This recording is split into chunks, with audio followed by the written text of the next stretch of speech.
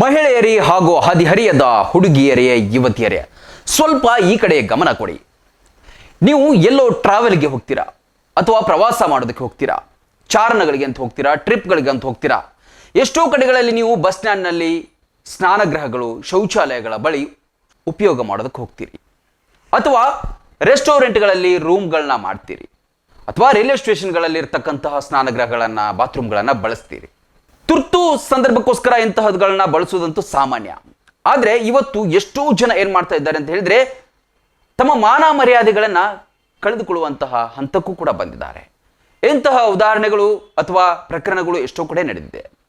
ಯಾಕೆ ಈ ಮಾತನ್ನ ಹೇಳ್ತಾ ಇದ್ದೀನಿ ಅಂತ ಹೇಳಿದ್ರೆ, ಒಂದು ಪ್ರಕರಣ ನಡೆದಿದೆ, ಬಟ್ ಇದು ಎಲ್ಲೋ ಹೋಟೆಲ್ಗಳಲ್ಲಿ ಅಥವಾ ಬಸ್ ಸ್ಟ್ಯಾಂಡ್ಗಳಲ್ಲಿ ನಡೆದಿರುವಂಥದ್ದಲ್ಲ. ತಮಿಳುನಾಡಿನ ಕನ್ಯಾಕುಮಾರಿ ಜಿಲ್ಲೆಯ ಒಂದು ಊರಿನಲ್ಲಿ ಓರ್ವ ಹೆಣ್ಣು ಮಗಳು, ಅದು ಕೇವಲ 16 ವರ್ಷದ ಅಪ್ರಾಪ್ತ ಬಾಲಕಿ. ಆಕೆ ಸಂಜೆಯ ಹೊತ್ತು 7 ಗಂಟೆಗೆ ಸ್ನಾನ ಮಾಡೋದಕ್ಕೆ ಅಂತ ಹೇಳಿ ಆ ಮನೆಯ ಬಾತ್ರೂಮ್ಗೆ ಹೋಗಿದ್ದಾಳೆ. ಸಡನ್ ಆಗಿ ಲೈಟ್ ಆನ್ ಮಾಡಿದ ತಕ್ಷಣ ಹೊರಗಡೆಯಿಂದ ಏನೋ ಶಬ್ದ ಆಗಿದೆ. ಕಿಟಕಿ ಹತ್ತಿರ ಶಬ್ದ ಆದಾಗ ಆಕೆ ಕಿರುಚಿ ಆಡಿದಾಗ ಸುತ್ತಮುತ್ತಲಿನವರೆಲ್ಲ ಬಂದು ನೋಡಿದಾಗ ಒಬ್ಬ ವ್ಯಕ್ತಿ ಸಿಕ್ಕಿಬಿದ್ದಿದ್ದಾನೆ. ಅವನು ಕ್ಯಾಮ್ರಾದಲ್ಲಿ ಗುಪ್ತವಾಗಿ ಆ ಬಾಲಕಿಯ ಖಾಸಗಿ ಅಂಗಗಳನ್ನ ಅಥವಾ ಖಾಸಗಿಯಾಗಿ ಆಕೆಯ ದೇಹವನ್ನ ಸೆರೆ ಹಿಡಿತಾ ಇದ್ದ. ಇನ್ನೇನು ಅವನು ಕಾಂಪೌಂಡ್ ಜಿಗಿದು ಹೋಗಬೇಕು ಅನ್ನುವಷ್ಟರಲ್ಲಿ ಸ್ಥಳೀಯರೆಲ್ಲ ಹಿಡ್ಕೊಂಡು ಆತನನ್ನು ಹೊಡೆದು ಗಾಯಗೊಳಿಸಿದ್ದಾರೆ. ಇದೀಗ ಆತನನ್ನು ಆಸ್ಪತ್ರೆಗೆ ಸೇರಿಸಿದ್ದಾರೆ. ಜೊತೆಗೆ ಪೊಲೀಸ್ ಕಂಪ್ಲೇಂಟ್ ಆಗಿದೆ, ಪೋಕ್ಸೋ ಪ್ರಕರಣವನ್ನು ಕೂಡ ದಾಖಲು ಮಾಡಿದ್ದಾರೆ. ಇದು ಜಸ್ಟ್ ಒಂದು ಹಳ್ಳಿಯಲ್ಲಿ ನಡೆದಿರುವಂತಹ ಘಟನೆ. ಇದರ ಹಿನ್ನೆಲೆಯಲ್ಲೇ ನಾವು ಹೇಳೋಕೆ ಹೊರಟಿರೋದು ಏನು ಅಂತ ಹೇಳಿದ್ರೆ, ಆಗ್ಲೇ ಹೇಳಿದಾಗೆ ತಾವೆಲ್ಲೋ ಪ್ರವಾಸಗಳಿಗೆ ಹೋದಾಗ, ಬಸ್ ಸ್ಟ್ಯಾಂಡ್ಗಳಿಗೆ ಹೋದಾಗ, ರೈಲ್ವೆ ಸ್ಟೇಷನ್ಗಳಿಗೆ ಹೋದಾಗ, ಹೋಟೆಲ್ ರೂಮ್ ಮಾಡಿದಾಗ ಸ್ವಲ್ಪ ಎಚ್ಚರವಾಗಿರಿ. ಯಾಕಂತ ಹೇಳಿದ್ರೆ ಎಲ್ಲೋ ಟಿವಿಗಳಿರುತ್ತೆ ರೂಮ್ಗಳಲ್ಲಿ, ಆ ಟಿವಿಯ ಹಿಂದೆಯೋ ಅಥವಾ ಟಿವಿಯ ಮುಂಭಾಗದಲ್ಲೂ ಈಗ ಡಿಜಿಟಲ್ ಯುಗದಲ್ಲಿ ಬಹಳಷ್ಟು ಸೂಕ್ಷ್ಮ ಕ್ಯಾಮ್ರಾಗಳು ಕೂಡ ಬಂದಿದೆ, ಅಥವಾ ಬಾತ್ರೂಮ್ಗಳಲ್ಲಿಯೂ ಕೂಡ ಕ್ಯಾಮ್ರಾ ಇಡುವಂಥದ್ದಾಗಿದೆ. ಎಷ್ಟೋ ಕಡೆಗಳಲ್ಲಿ ಆಗೋದಿಲ್ಲ, ಜಾಗೃತಿಯಿಂದ ಇರ್ತಾರೆ. ಆ ಹೋದಂಥ ಮಾಲೀಕರು ಕೂಡ ಚೆನ್ನಾಗಿ ಅದರ ಸುರಕ್ಷತೆಯನ್ನು ಕೈಗೊಳ್ತಾರೆ.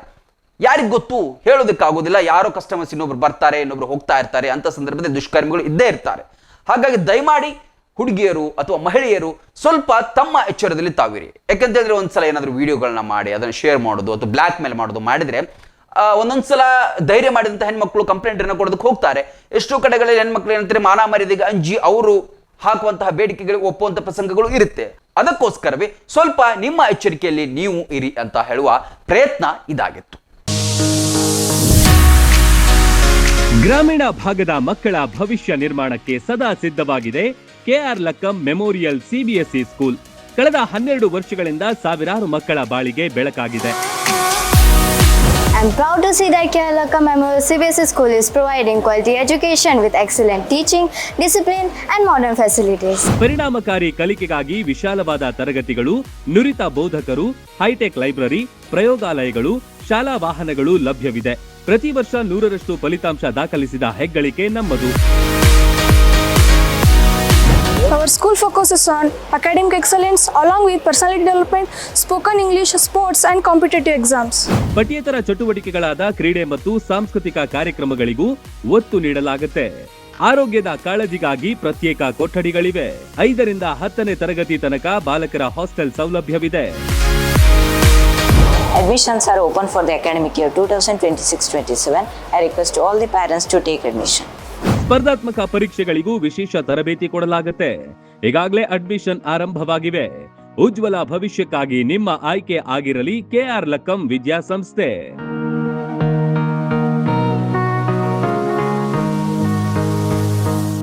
ರನ್ ಟಿವಿ ನ್ಯೂಸ್ ವಿಡಿಯೋಸ್ ನೋಡಲು ಸಬ್ಸ್ಕ್ರೈಬ್ ಮಾಡಿ, ಬೆಲ್ ಐಕಾನ್ ಪ್ರೆಸ್ ಮಾಡಿ.